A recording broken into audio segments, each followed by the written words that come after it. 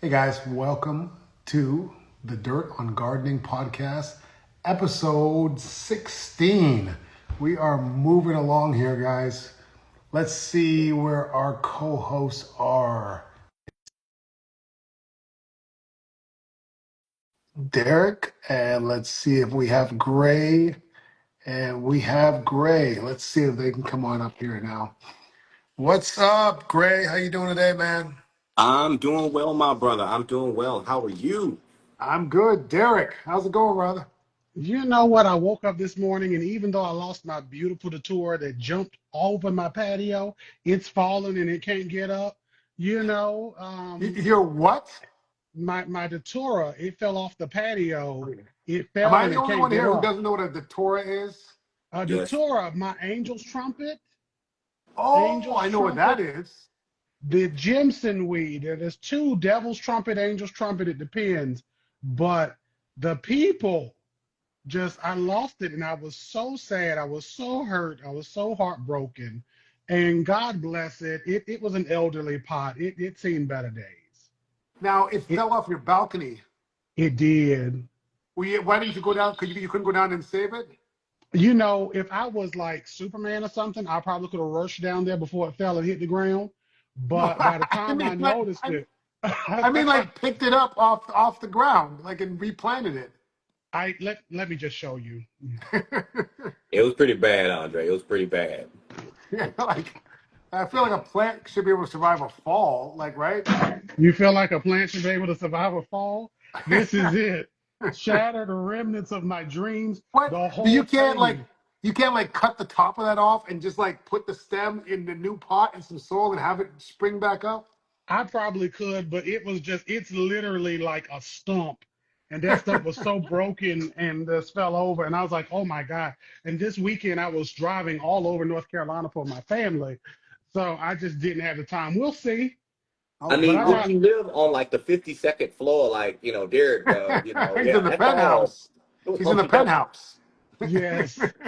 You know, if you add all the floors up in the building I am in, it's actually all the land that Andre has. If you add all those apartments up, boom, boom, boom, boom, boom, it's a lot of land, a lot of acreage, all his property. I Yeah. think Gray's got more acreage than me. I think. Yeah, I'm trying to be like Ted Turner around this piece. Captain but Planet. but that's a good lesson, you know. Like we can't get married to these plants. You know, in the end, I always say don't get attached to things. And these plants are things. They're gonna die. Like stuff's gonna die. That's just the way it is. They No, will. see, when I see a sick plant, I'm like, ooh, I can save it. Come here, I can revive you. Same. And I get way too attached. So I think if you get somewhere in the middle between where me and Andre are, you'll be okay. But I get way too attached. And I'm like, I can definitely bring this back to life unless it's a fig. If it's anybody's ficus, I don't want it. But if it's anything else other than that, I'm gonna save you. We got it. Well, that might come with age. Maybe that comes with age. Maybe. Yeah, You know, maybe. when Yeah, we do but the reunion tour in 20 years, we'll see what I feel. 20 years. Jeez, I like it. I I don't know like if it. I'll be around in 20 years. But I saw Superman. Have you guys You seen did. Superman yet? Yes, yes. I did. Actually, my kids, I homeschool my children, and so I always like to do something big right before school. Is about to start for them again, and so I took them to, the whole family. We went out to go see Superman, and dude, we loved it. I loved it. Thought it was great.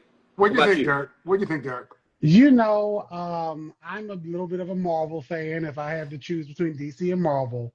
But while the movie did start off a little just boring to me, I was like, this is dry. I would have went to sleep in this. It ended up being a very good watch. I loved how they did stuff, how they set things up.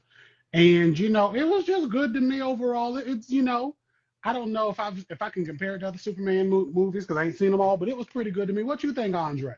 What you feeling? First of all, I want to just start off by saying I liked it. Okay. Okay. So, spoiler alert: if you guys have not seen Superman, I'm going to tell you something about this movie here. Okay. Okay, we spoiling. So spoiler alert. Hashtag. Go ahead. Spoiler alert. Like, in theory, if Uh-huh. Superman is in a fight with another Yeah. super being, they are moving so fast that it will be hard to really, with the human eye, sort of even keep up with some of the fight. Yeah, like that fight, Mm, like that mythicized fight between like Goku and Superman, right?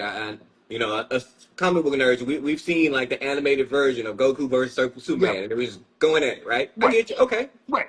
So even if it's not that level, it's still going to be faster than a human fight, right? yes. It's considerably faster than a human fight, Yeah, right? yeah. How is someone calling out numbers for someone else to type into a machine to relay to a guy on what move to do next faster than people punching? Like that guy's head would be mashed by the time he said the first word and the second person tried to send the message. Especially when you think about us as live streamers, we know like there's a delay, even though it seems seamless in our conversation, There's a there's a little bit of a lag. delay. So when you like, A13, 15, 29, 37, hut, and I was like, okay, like I like the premise, but I'm like, I just feel like at a certain point, Superman super hearing should be able to hear it and recognize it based off of Right? who he is And in the comic book. also, at this point in time, he's a young Superman. How many fights has he had that have been on film with other super beings that you know all of his moves? Well, I mean, Lex Luthor got eyes everywhere. He's like the ultimate I big don't care brother. about it, but how many supervillain fights has he had that you know exactly the moves he does every single time? Well, when you got now that part, I was like, okay, that Lex is the ultimate hater, where he would be like, you know what, I'm gonna watch everything you do, and I'm gonna see everything you do, and I'm gonna pick because there's people that'll do that. He don't realize Right. there's people who will watch us. But I but I'm yeah, I still used to not have a gonna person know do that that you're friggin' Clark Kent with glasses on. Like I'm still because not gonna know that. the hypnotizing. They mention that in the movies now. They got the hypnotizing. It hypnotizes you so you don't see his face, and he Right. just acts different somehow. But I think Well, secretly, I well, think Lex do know. yeah. Sports teams do that though, right? They watch previous games of the other teams or the competitors. So I Because mean, the other teams have games. Like, how Yeah. many super villains has Superman fought on camera at this point in time in his career? okay, However many of them it is, Lex is watching all of them all angry. of them. He is mad. He is sitting there with a All of them. beer, Like, mad. I feel like He this would is have been his first one. I feel like this would have been his first one. because they already knew Superman and they showed like in the movie he'd been doing stuff, so they already knew who he was. Right, but But he's like Lex is sitting there. saving planes that are falling out of the sky. He's not fighting other super villains at this point. Like, who else would be a super villain for him to fight at this point? Well, and Well, also in the movie, they show Lex is sending people for him to fight because that whole first person, Lex true. sent him. So Lex is like, I'm gonna go ahead and get these people. If they kill you, they kill you. If they don't, they don't. But I'm gonna go ahead and record it. We're gonna rewatch this. This the movie. Yeah. All right, all Lex is right, just all right. he's an angry hater. The thing I couldn't get with is like y'all set up this world and y'all did a good job. They did a good job of world building because I loved the Lantern. I cannot Guy Gardner, not Guy Guy. Gardner. Guy, yes, Guy Gardner. They played him very well. Okay, you can have some wine while you go ahead and watch this. Yeah, They well, did Guy very well, right? pour me up a Okay, glass. I'll take a glass with and you. Come on. while y'all are here, tell us what you're drinking and where you at in the world. Yeah. So they did a good job, but I'm also like, well, where is the rest of these people? Because they showed Peacemaker, they showed other people. Where's the rest of these people? They're supposed to be in the sequel. The sequel, they're supposed to be Peacemakers in the sequel, apparently. Yeah. Well, I just I needed to see. liked it because I'm a fan of James Gunn. It was very much a James Gunn movie. I followed his career all the way back to Slither that he did a long time ago, and it felt good. And plus, Crypto. Hey, I'm a pet lover, so I was like, Crypto had my heart right at the beginning. I was like, At the beginning. hashtag Crypto. Yeah, I don't understand the concept of crypto. I feel like there's why would there be a crypto? Like, it doesn't make any sense to me. They had human beings, so they would have dogs up there apparently. Mhm. Humanoid beings somehow on Krypton. So they got dogs and cats and turtles and everything else. We should be All glad right. no Well, roaches people came out didn't that come here way. to listen to that. They came here to hear some gardening stuff. So let's Yes. um let's give the people what they came for. Um, but first, I want to talk about one of our sponsors. So if you are a Kryptonian, you don't have to worry about this. But if you're not a Kryptonian, you need this. This is Sonia's bug spray. And this is going to protect the mosquitoes from being able to penetrate that soft human skin that you were born with. You're Mm. going outside, and it's all natural. It's made with a lot of lemongrass. That's the only thing that I know for sure is in here because it smells like lemongrass. When I put this stuff on, I Uh-huh. smell like I've just put like lotion or cologne or, well, why am I not up on the screen? There we go. I feel like I put lotion on. This stuff Mm-hmm. does not feel like bug spray, and it works amazing. It's all natural. Look, works on ticks, works on fleas, works on no-see-ums, works on everything. All Dude, I'm right? glad you said fleas. Okay, because I don't know if y'all realize this, but I got a family of skunks living under my deck. Oh, that sounds And I terrible. know I'm living dangerously, but I like skunks. They're adorable. They make me think of Bambi. And so, no harm, no foul. They not bothering me. I'm not bothering them. But with that family of skunks, I have had an influx of ticks, not ticks, excuse me, fleas around my garden. So Sony's bug spray has definitely been helping me out because they jump on my socks, but guess what? They don't jump on me. All Well, right. look And at there's that. also an afterbite. It's also an afterbite as well. So Now, thank you can there, I Sonia. ask y'all too a question? Because y'all have used this and I haven't, But I just got a question. Have y'all ever had to be watched and basically stalked by a supervillain apt to destroy your life while using that?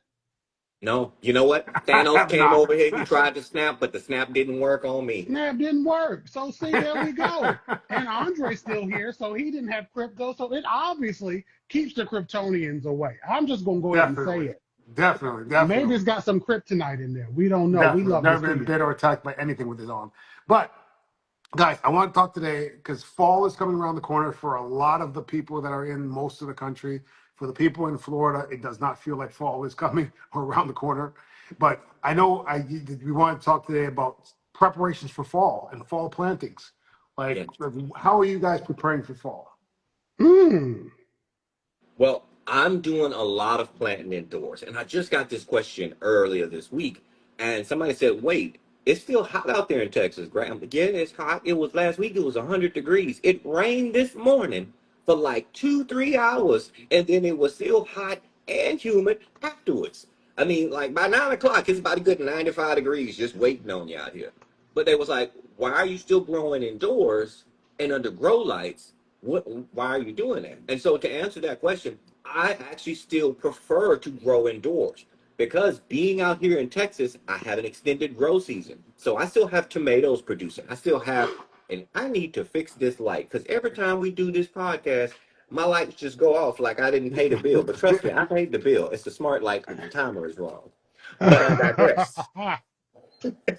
um, I'm still growing cucumbers. I'm still doing a lot of my spring vegetables. I'm still able to grow out here. So it's a way of me being able to compartmentalize space because I know I still want to have these fall vegetables, which I want to show you one of the fall vegetables I'm growing. And this is actually one of my sponsors. This is from Botanical Interests. Let me put it on both screens there. This is burgundy broccoli. Now, Burgundy broccoli. I've grown broccoli before, but I've never grown a burgundy broccoli. And then get this, it's a heat tolerant broccoli, so it's going to be less likely to bolt on me. And that's going to be a big thing out here in Texas because, I mean, we'll still see 90-degree weather up until like November, mid December sometimes. I know, same Right. for you too, right, Andre? Yeah, because August broccoli sounds ridiculous to me, honestly. Yeah, exactly. So everything I picked for my cool weather crops, I made sure to get varieties that were heat tolerant. So I still start them indoors because I still have all of my spring stuff out there still producing, and I don't want to cut them short. So this is a great way of utilizing my space that I have here in my plant room or my greenhouse, and still utilizing what's outside. What about you guys? Do you prefer direct sowing? What do you do? I like to direct sow because I'm lazy. But We love it. but when I do things like a cabbage or most of the brassicas, brassicas are probably the only thing that I will start in trays.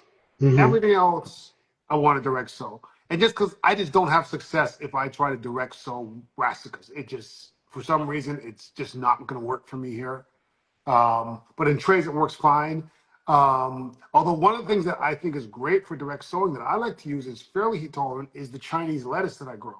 The Chinese Oh, that sounds lettuce, good. that stuff grows super easy and it's fairly heat tolerant as well. But for me, this is a sort of in between time where my summer stuff is still hanging around, but it's way too hot for me to start things outside. And even the things I start, if I start in the green, I'll start in the greenhouse. But I don't start a lot inside. Um, but I've did plant a few beds with a cover crop, and I just use like cowpeas as a cover crop in some beds just to get some more nitrogen building in the beds and have something growing in there. Now your cowpeas, Mm. where do you get those seeds from? Oh, just like I just picked up a bunch from Lowe's yesterday, actually.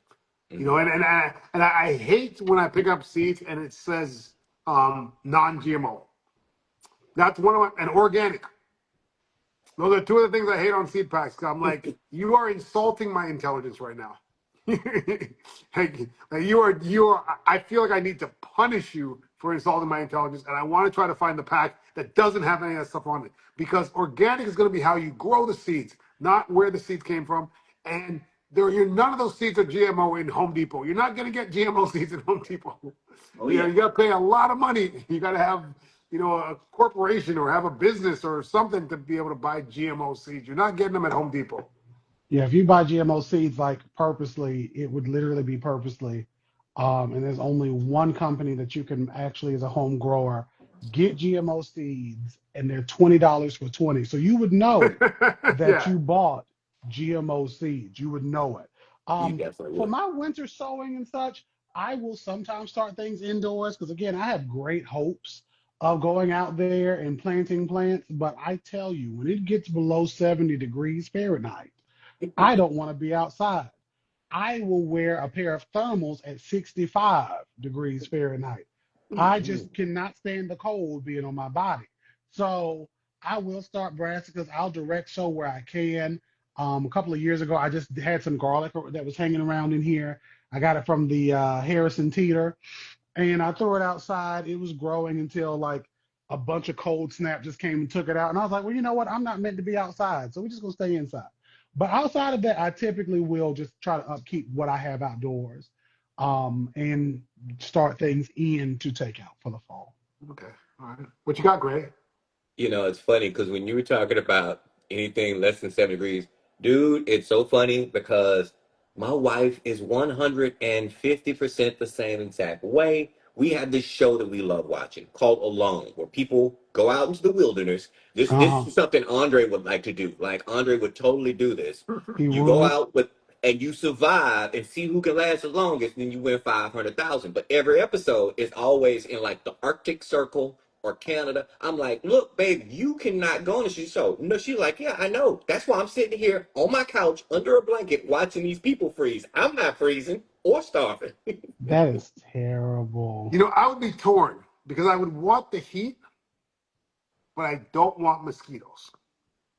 And See, I want the heat, but then I'm also like, there's big animals that also would want the heat if I'm in the wilderness. So I don't want to be out there with the big animals. But then I don't care about big a polar, animals. I know you don't, but a polar bear, Oh, I'm like, they don't care about the cold, so they would just be walking around. So I'm just gonna stay in my house. That's what I'm gonna do. stay in the house. Now, speaking of in between, this is a great in between crop that I love. And honestly, I started in the spring and I grow it all year long. This is red leaf lettuce. I don't know if you guys can see it. I'm going to show Instagram here. This is Uh-huh, red that's leaf lettuce. beautiful. Woo! And I'm going to show YouTube here as well. These are seeds okay. that I started. And I'm not joking when I say this. I literally started 2 days ago, already Holy germinating. jeez. 2 days So ago. you got a lot of thinning out to do there. Oh yeah, I got a bunch of thinning that I need to do. And then that's another important thing, guys. When you're growing your, seeds where you're doing them in trays and such, you know, most people say, I like to say 2 to 3 seeds, but I got a little heavy-handed with these seeds because they're very small, and so I sprinkle a little bit more. And so when these start to get a little bit bigger, I will go through and start seeing which one's the tallest, which one's the strongest, and I will cut them back and let the strongest survive. Yeah, I'll But tell you yeah, what, this is how I start. This is how I plant carrots in a bed. Okay, I start off planting carrots in a bed like one here, one here, one here. All right, two fell in that hole. Three. By the end of it, it's just Carrots. Yeah, It's so hard to focus and stay concentrated over and over again and disciplined. I can't do it. I yeah. can't do it. So, I can like start when a off lot of thinking people I'm gonna. say respecting the space, when you're starting to see germination, I don't try to respect anybody's space, but then once they grow, then I clip them back. That's an Right. easier way to respect that Right. And space. seeds are cheap, right? So throw a couple extra seeds. I feel like the seeds are cheaper than my time. So There you Say go. that again. Yeah, yeah. now someone asked about the pink pineapple. The pink pineapple is growing. I've got two little stalks coming out of the pink pineapple. It's my fifth try trying to grow the heads because they cut the tops off, so there's nothing left. But let me show you the pineapple that I harvested today. It's Whoa, tiny. that is But a I Ooh, also harvested, guess what? ooh, nice. Look at these two beautiful. pineapples. Oh, Can you? look at There that. you go. I was gonna say you showed the YouTube people. Look at that. Yeah, Now look y'all at see that. them, and And that these came from the same pineapples plant, right? basically grew under the same conditions. And That just is to show you beautiful. that sometimes your pineapples come out small, sometimes they come out big. There's some factors that have some play in that. But a lot of people think you can't grow big pineapples from a homegrown pineapple top. You can grow 'em. This is bigger than your typical store-bought pineapple. You put a store-bought next to this is bigger than that. And Wow. obviously the other one is smaller. But we get a lot of pineapple. We get more like this than we do like this. But and they don't need full sun as well. A lot of people think they have to be like an open, empty field. They do Hmm. just fine in partial shade. Both of those were in partial shade. I don't feed them anything, but if you want to give them some nitrogen, give them some fish emulsion or something, that's fine. And also remove the pups. When they start making a lot of pups, they suck a lot of energy out. You let that pineapple focus all its energy on the fruit and less on the pups, and you're also going to have bigger pineapples as well. Because with that being said, a pineapple, and correct me if I'm wrong, isn't it a sub canopy tree? So like it's a sub canopy, Yes, but it grows under a canopy, like bananas. it's an understory tree, Yeah, or understory plant, I would say. yeah. But it does have the capacity to live in an open field as well. But it can grow like, and I remember when I first started growing pineapples, I thought I couldn't grow them because I don't have a lot of full sun here. And then I Hmm. went to my friend's house and he had a pineapple with a pineapple on it sitting under a tree in total shade. I was like, what? And it was something Wow. weird because I feel like just knowing that, like all my pineapples all of a sudden knew that too. And they started growing pineapples. I was like, it was like Now if that's I didn't amazing. believe that they could grow pineapples, they wouldn't. But as soon as I believed it, bam, they started growing pineapples. Look, they was out there spreading the word. Just like, hey, hey, look, we can grow in shade, y'all. Yeah, basically. Look at what we can do. So I got a question in them pups. Can you tell the people what those pups are? Okay, so yeah, so your pineapple plant is only going to produce one pineapple on the stalk, but Uh-huh. underneath it there'll be little shoots coming out that look like tops, and they're really narrow, but they come out from all around. And each pineapple plant can produce anywhere from 0 to 10 pups, usually around four, three, four pups usually with each one. And you can just break those off, and you can stick those directly in the ground, and they can fruit within a year, or you can leave them in a cluster. I usually leave them in a cluster and just let the cluster just keep multiplying and just be a big cluster of pineapples.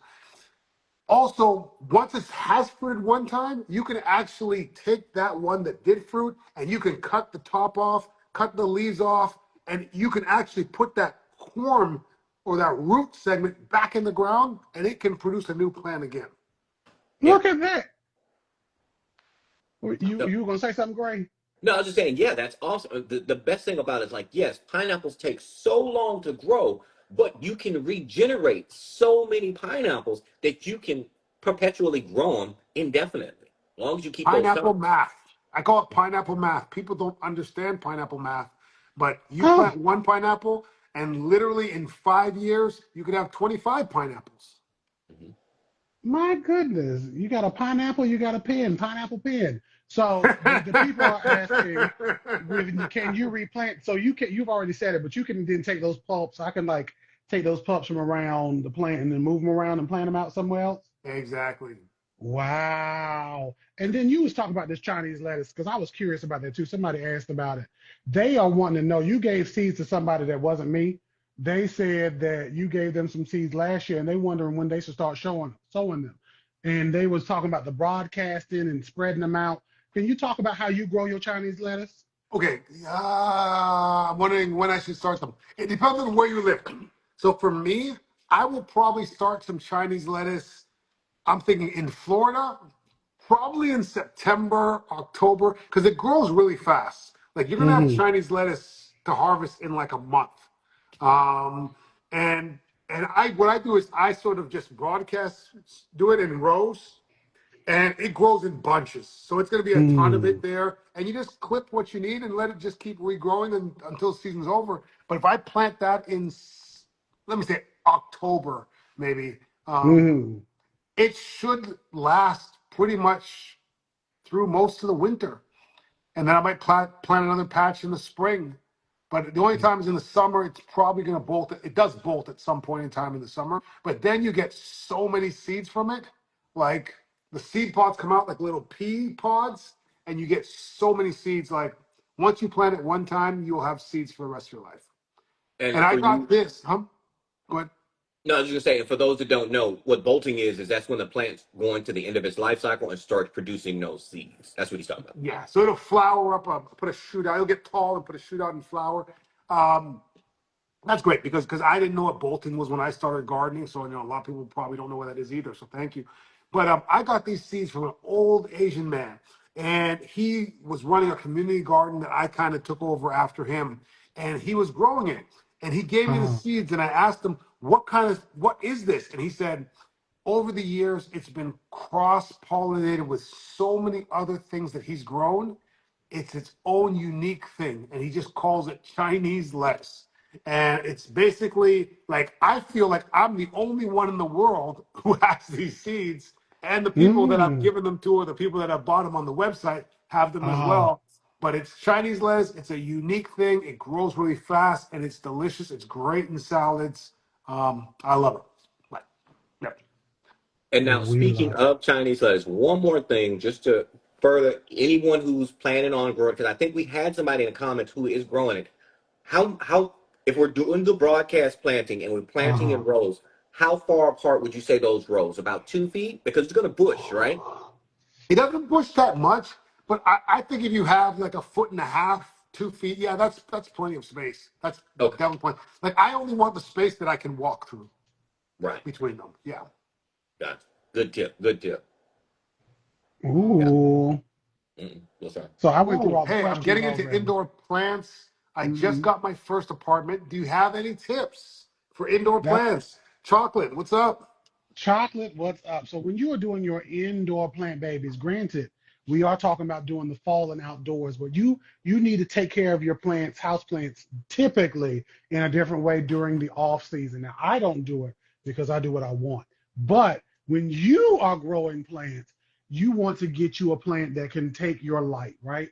Whatever light, when you're first starting off, you get your compass on your phone, you go stand at your windows, you look. If you got like a western, southern facing window, go ahead and stick with that. For those of you who are like the plant containers or the labels will say like bright light, indirect light, bright, indirect. What does that mean? Let me tell you what I stole from a person that I went to a conference and he explained it this way. I'm going to steal it from him. You are reading. All of us have read on our phones, on newspapers, on comic books back in the day. When you are reading, you typically want bright light. That is what your plants that want bright light, that good, I can see this clearly. I don't need any help light. That is bright, right. Bright indirect is I can still read, but I'm just going to focus a little bit. If I'm younger, I can still do it. But my crazy eyes don't be doing a lot of much. Indirect light is pretty much to the almost the lowest point that you can still read and see in that room. So consider that part one. And part two, just get a plant that speaks to you. If you know that you've never grown a plant before, go in there, get a couple of cheapins, and go and grow for what you can, right? And again, for the fall, you're not going to need to fertilize or do anything of that nature typically. Again, I do what I want because my plants I fertilize all year. But the rest of you, just go ahead and just give them water as they need it over the year. I hope that helps you. Right. And also, don't be afraid of something dying. Like, that's part of it. Plants are going to Oh die. yeah. In the nursery where you're buying the plants from, they're killing thousands of plants every year. Right. So don't feel bad if the one you took home died. Right. Really don't, because I'm gonna show y'all something I was really proud of repotting until now. So this is a fern, this beautiful fern. She was so lively when I put her in this pot. She was so happy and standing up and fancy free, and she's dropped all of her leaves, meaning she's mad because she's not in the super humid place I had her in, right? Mhm. She is upset with me. This is a rabbit's foot fern. This rabbit's foot fern is very disappointing. Now there's a little nub of a leaf coming up, very little nub, but Okay. it's disappointed, right? I changed the environment and I knew ferns are a little more temperamental. They're a little more Right. dramatic than most. So it's Yep. okay. If that plant dies, am I going to be hurt? Yes. Will I ever buy a plant like that again? Eventually I will after I stop being bitter about it. But don't, fall into the way of oh my God, I killed this plant. I'll never grow a plant again. I'm a whole Right. plant biologist and I've literally killed millions. It's a And numbers game. The longer you've been growing, whether you're growing fruit trees, annual vegetables, or houseplants, it's all about killing as many plants as you can so you can learn. You're right about right, that. the difference between a great gardener's killed way more plants. That's And right. and remember, you are taking that plant from one environment that has been fairly stable in to a whole completely different environment. It's going to be a different temperature. It's going to be a different amount of light. It's going to be watered on a different schedule. Like there's so many things that are going to be different for that plant. It's going to have an adjustment period, and sometimes it can't overcome that. And something else to consider is that sometimes some of the places you may have gotten these plants from, they're not taking the best care of it. Let's just say some of our big box stores completely forget to water, and then some just soak that thing like a super soaker. Like, what are we doing right now? Why are we drowning this plant? Right. So And these might have just come off the truck and they're looking good still, but they're on their way to dying. And you just happen to intercept it and be the one to receive it dying. But Yeah, I try to tell people it takes about a week for you to notice that something like whatever you did a week ago for that plant to show you either great growth or I'm on the way to dying. And it could be, again, in that week, it was going through chaos. And then you got it. And now it's like, I'm going to die on you, human. so guys, can I share a gardening hack with y'all? I know we always talk Sure. about gardening hacks, I but I love actually it. have a Share it. good one for you. I I love it. love good Share it with ones. us. All right, so you know, I'm not a millionaire like Derek over there, who's got just all this just excess cash. So I'm a very frugal gardener. I receive it. But I'm putting it into existence, brother. I receive it. I'm here and I'm listening to you. So, with that being said, I'm always looking for deals, and I got a deal for you, okay? And I share this with everybody I possibly can. This is the time, right now, August. This is the time to go to all of your big box stores. I'm gonna put their name out there. I'm gonna put this out there. Walmart, Hmm. Home Depot, Yes. Lowe's, Hmm.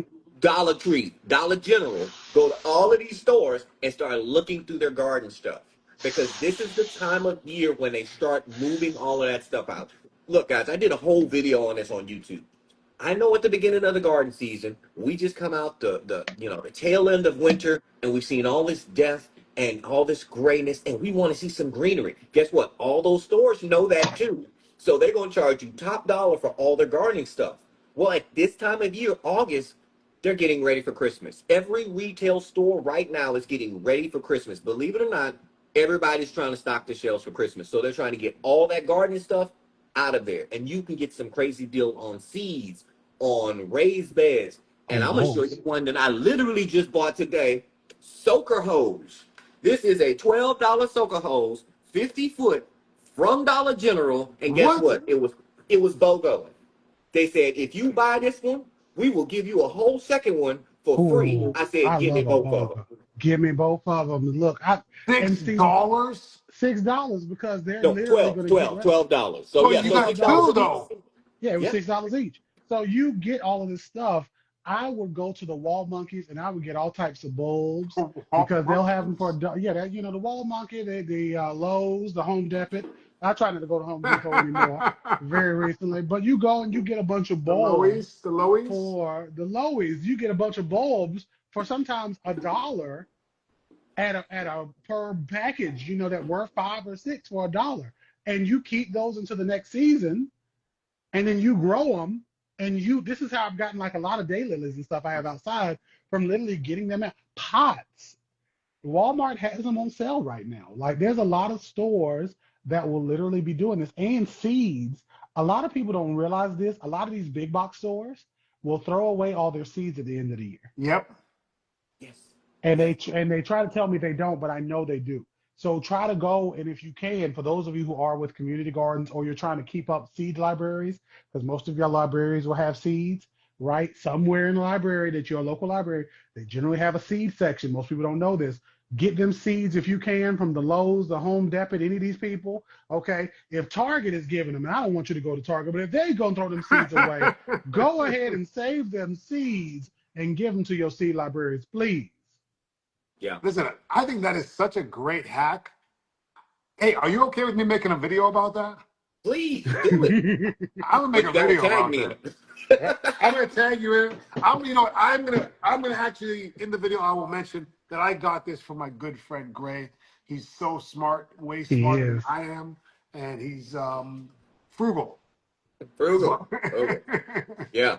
But you know what, Derek, you just made me think about something, dude. So yeah, Hmm. while sharing those seeds with your local library and your seed library is a great idea, you know what? School's starting. You go get some seeds and you go to an elementary school and you donate them to a teacher. Because you know what? Our teachers work hard. They They work do. harder than hard working. And they didn't need a break. So you go to an elementary school and just donate a bag of seeds to a teacher, you will make her day. Like, you know what? She can just plan her lesson for the rest of the year. We growing some seeds, baby. So donate them to a teacher. and you can actually be starting community gardens in these schools as well. Like I have a community garden in 2 different schools right now, and you know, cheap seeds will be a win-win for them. A win. Speaking of a win, We love to win. retain. If you want to win and have your tools last way longer, stay sharp, and never have to be replaced, use this on your tools. It's all natural, it's organic, and it lubricates, disinfects, and increase the lifespan of all your gardening tools. I use these on my shears. They're great for when you're doing grafting because you need your stuff to be clean. I used to use hydrogen peroxide, but it's tough carrying hydrogen peroxide, WD-40, all kinds Yeah, of that's stuff tough. on you. I feel like you're kind of reversing it when you put the WD-40 on it, then the hydrogen peroxide. But this is all natural and it does both things. Retain. Great stuff. It's also on Amazon as well. I believe it's on Walmart.com too. Yeah, Walmart.com. Yeah, it's on you can Amazon get now you some. too. It's on Amazon now too. And I'm surprised they not, if unless they commented and I can't see it.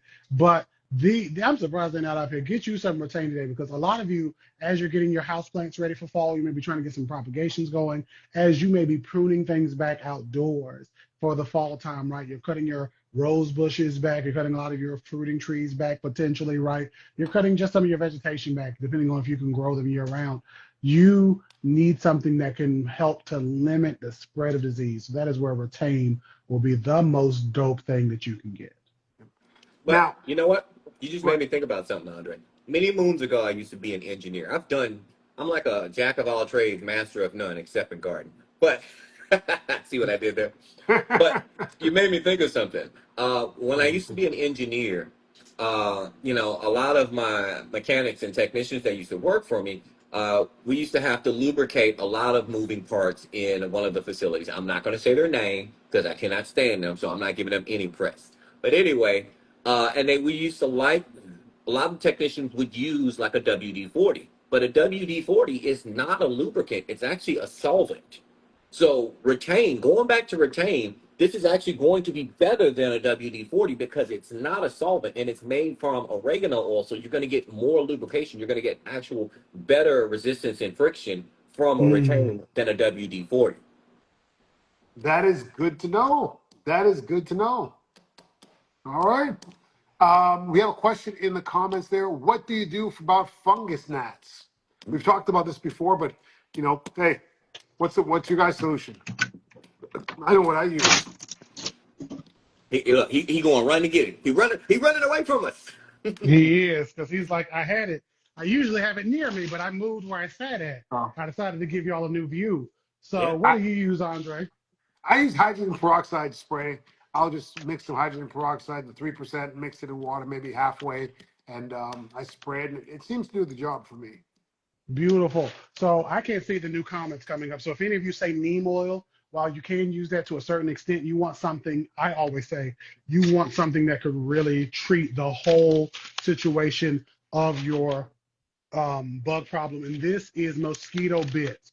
Mosquito bits. You can also get the mosquito dunks. You want the stuff that actually says in the ingredient somewhere that it has BT.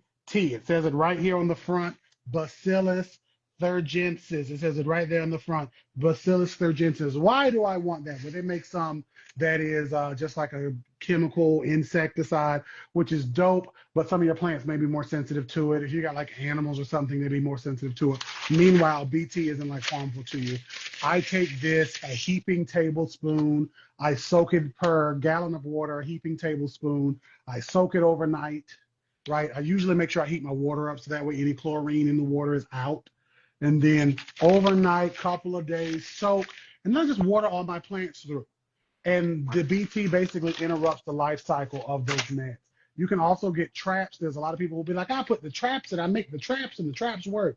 And the traps work for the adults, but you still got them having hot fun in the summertime making babies. I just like to go ahead and disrupt everything. I got traps and I got the BT. But see, that's why I don't recommend the traps Mm, because the traps are just treating the symptom. It's not yes. treating the problem. And that's why I like your approach. Your approach is more of an integrated approach because you're actually treating the problem, the fungus, where the gnats are coming from in the first place. But I'm gonna Of take it a course. step further too. I say we watch how we control our watering.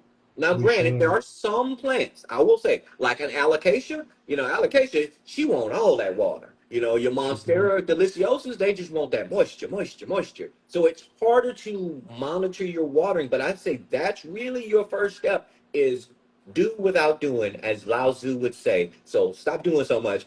Don't feed them too much water. Right. But at the same time, like, you do want to treat the symptoms too. Like, you don't want flies buzzing around your head all day.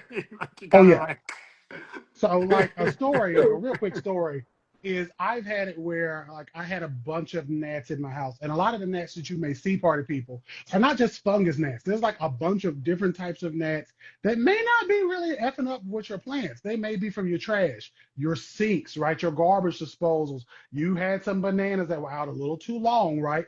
Andre, he decided to go and buy a watermelon for National Watermelon Day that just passed. He left that watermelon on the counter a little too long. He got a little I spoiled. left the Gnats were banana water everywhere. out too long. He left the banana water out. See, we're triggering each other. We left the banana water out way too long. And then boom, you got all these gnats. So typically what I'll tell people is in even addition to that, check your house. And I don't want to make it seem like anybody's dirty, but we all go through things. It's not like we're talking bad about people, but we all go through life.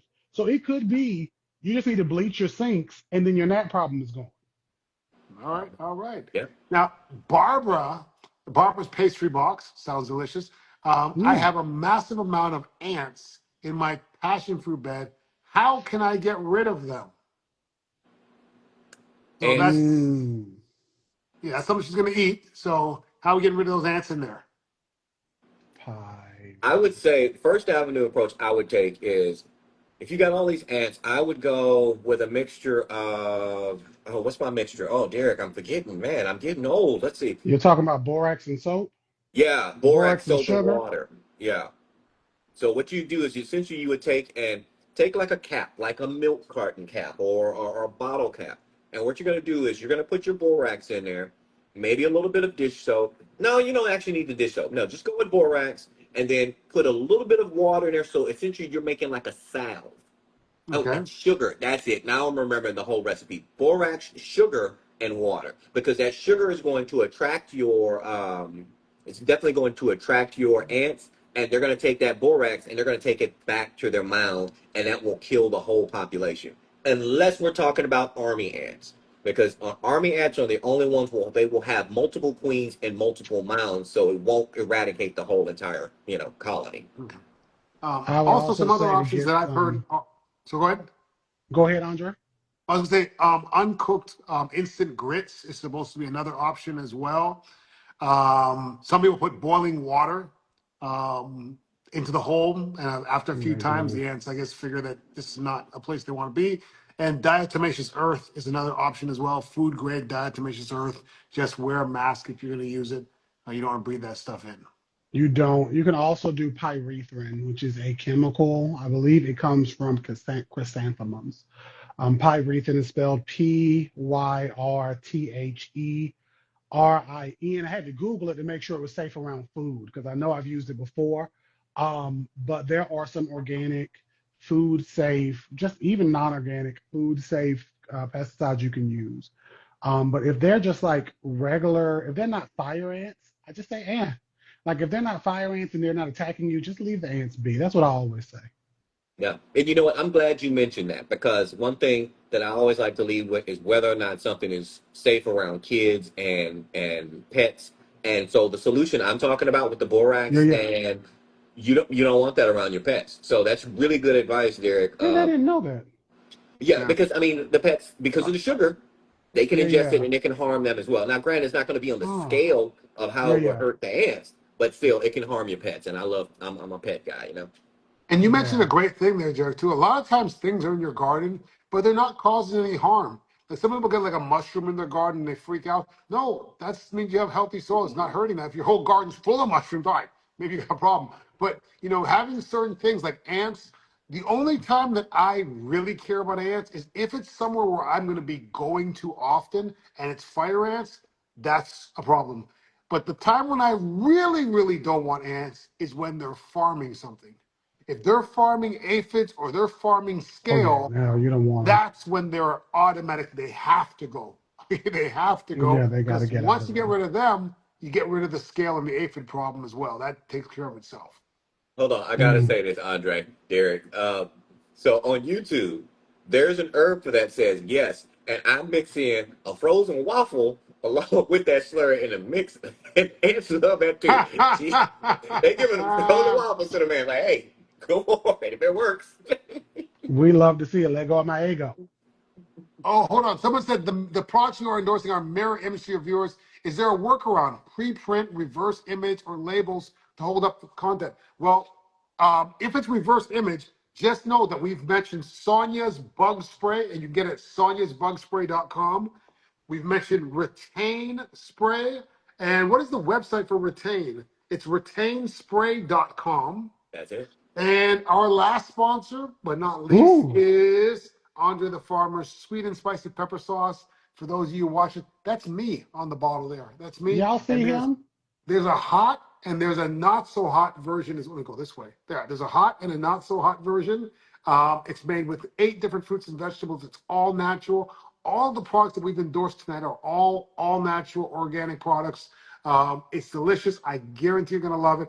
No one has tried this and not loved it. So I guarantee you're gonna love it. You're gonna put it on everything. All right. You can get it on Amazon and Everything. ontothefarmer.com. All right. So Yeah. Oh, Andre, yeah. somebody is calling your name because they talking about squirrels. They say hi. Tell the people about your squirrels. Oh. All right. Hold on. Let me just say one thing. Lemongrass repels ants not just by growing, right? Like these are things that if you mash them up and whatever, they have insect repellent properties, but none of these things repel insects just from growing. Yeah, you Yeah, would have like to the process the lemongrass. and even if you were like growing, like you would have to grow fields and fields of it for there to be enough of like a potential for it to do something. And I know we always want to go to something natural and organic because we fear chemicals. But whatever chemical is in that lemongrass, I swear to you, has a name that you would not recognize that they would use to try to put in a bug spray. So sometimes we just got to use the other stuff. Right. Oh yeah, look, Now, Sonya even said not really. She knows. She makes the Sonya's yeah, bug spray. She yeah, knows right. lemongrass. Yeah, if you had There a we whole go. farm of lemongrass, you would have ants living in the lemongrass. Like they would be living in it. Unfortunately. Talking about pests, squirrels. Damn squirrels. Don't even get me started on squirrels. I hate Um, squirrels.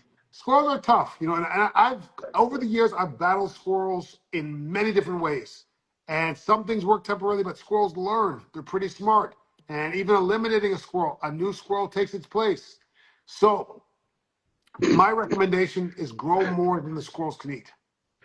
Then a new squirrel takes its place like it's ancient 007. A new one just It comes up. is. It is because they're territorial. No, they're territorial. So if you eliminate one squirrel by one means or another, then a new squirrel will move into that vacant spot. We don't have enough Um, time, but I'll tell y'all, we should talk about pests that we've battled next week because yeah, I'll tell let's you do my a show squirrel on pests story. next week. Yeah, that All sounds right, great. next That's show is the super. pest show. The pest show next week. Because Ants we on can my tell some battle soursop stories. tree. Are they farming pests or are they pollinating? It depends. Do you have pests on that tree? Because my soursop tree in Mexico has mealybugs and mold and fungus and all kinds of stuff. But it's only when the ants can get up the tree. If the ants can get up the tree, it magically clears up. The ants are protecting the insects. So as long as you don't have any insects, then you're fine. But if you have ants and you have another pest problem, those things are probably related.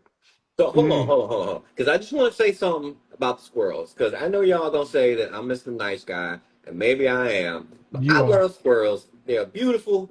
I love them. So I'm gonna give you a little bit of advice not to have to unalive the squirrels. I would say go with mechanical barriers. So chicken wire is cheap.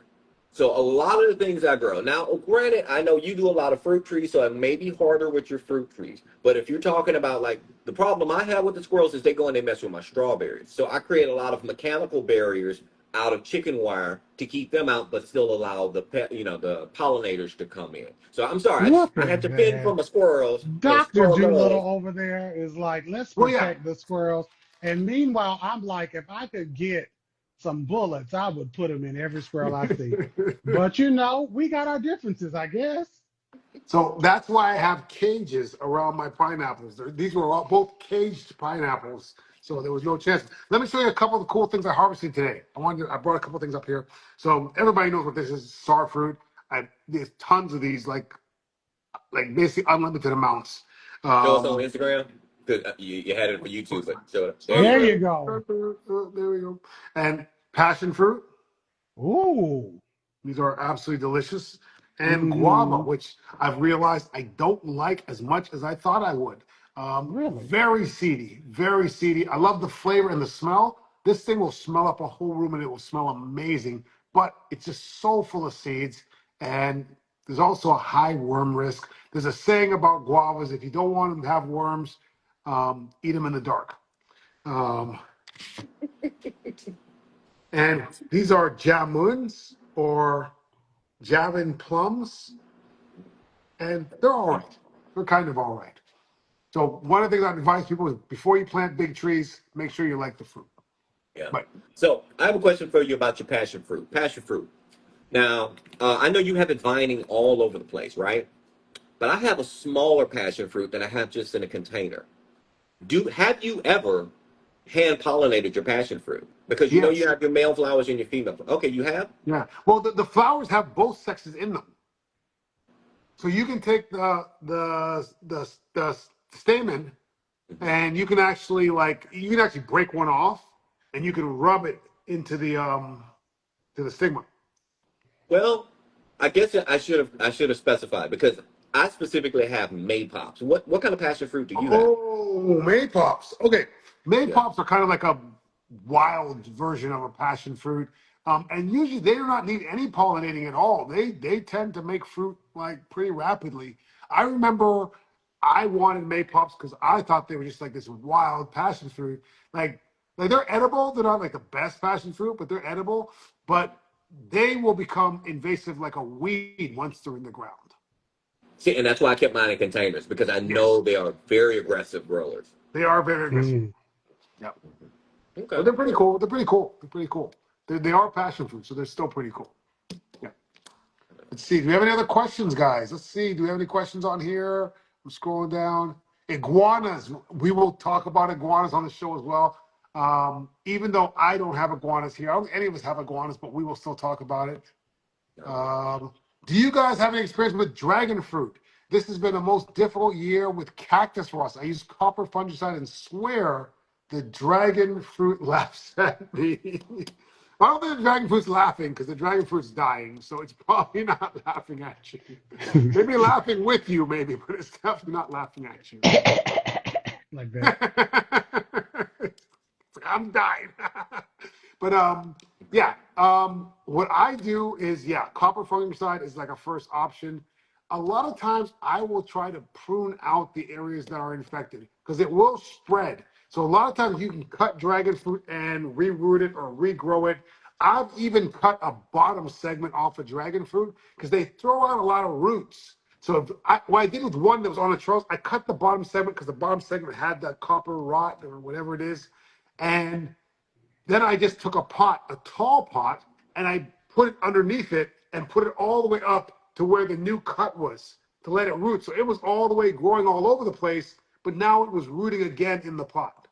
That's Mm. good. Because what I was going to say is, if you're using a copper fungicide, but it's still spreading on you, are you getting an even distribution of your fungicide? Because a lot of times we only go on the top because that's what we see, but are you getting all the way around Right. that dragon fruit as well? So that's good. Yeah, you can Right. definitely propagate it and try to cut off the worst parts. But yeah, I said make sure you get an even distribution, you know? So if you're Right. looking at leaves, now we're talking about other plants, you know, you get top leaf and bottom and stem. You want a whole picture. Right. Now I almost wonder if it would make any sense to try to inject a copper fungicide into a no? No, because I mean those spores are going to live on the surface. They're on the outside. Okay. Because Yeah. I feel like when I do Yeah. see like the fungus, like it's rotting through the plant, like when it's So on the cactus. Like I felt very Trumpian sorry. saying injecting it into the Well, no, plants. like it makes sense, but the way it starts is the spores start on the Right, surface, they fruit and start to basically eat. right, And once they get to a certain point where they can fruit and make more spores to complete that life cycle, but it starts with a spore landing and then working its right, way in.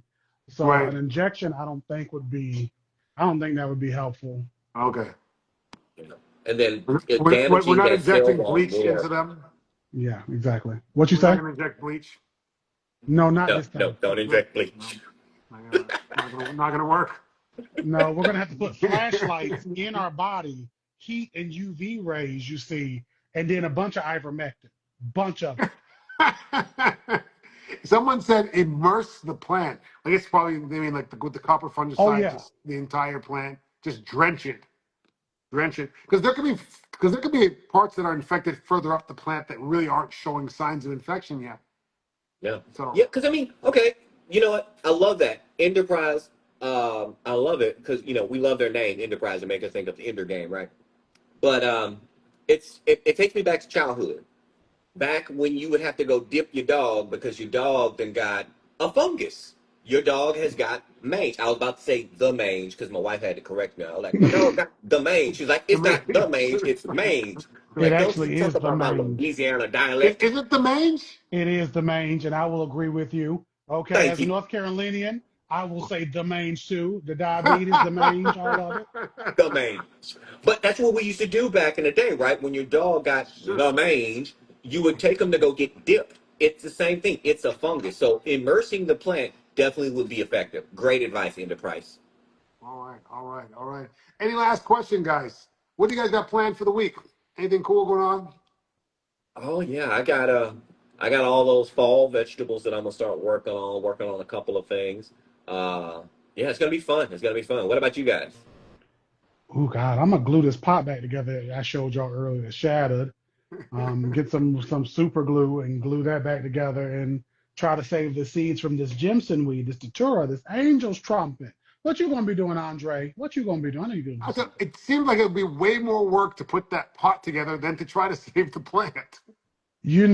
I hear you, but I'm just gonna glue it and we're gonna see what happens. It's piecing together broken things is what I do, and this is why I don't have much luck dating. No, but it sounds like it's fun because it sounds like it'd be like a puzzle. So that's actually, I kind of like that too. If we break something around here, I don't mind piecing it back together and gluing it back together. I think it's kind of cool. Yeah, it is big Yes, we are pieces. going What you gonna fishing be doing? next weekend. We do have the That's awesome. TikTok. for the Andrethefarmer fishing trip next weekend out of Ponce Inlet. We've got, I think, 2 or 3 more spots left on the trip. It's $150 per person. It's a 9-hour trip. All your bait, your tackle, your gear is all included. You guys are all welcome. Just email me at andrethefarmer@yahoo.com if you want to get on that trip. Like I said, there's about 2 or 3 spots left. There's going to be 45 people on the trip. It should be a really good time. The next day, we're doing a farm tour at my house here, and we're doing a brunch as well. So, And see, that's so cool because meeting up in person, and Sonia's gonna be there, and she my sister. She don't know it yet, but we related because we see each other on the internet all the time, and that's so cool to actually get to see people in person. So if you get the opportunity, yes. definitely go on this fishing trip, guys. All right, guys, we are out of time. I'm going to actually go see Fantastic Four right now. Oh, nice. Let us know how you like it. All right, I will. We'll talk about it next time. All right, guys. See ya. Thanks a lot for watching. If you liked it, hit the like button, subscribe, follow. Plenty more to come. You can see the replays here and on YouTube as well. Any parting words, guys?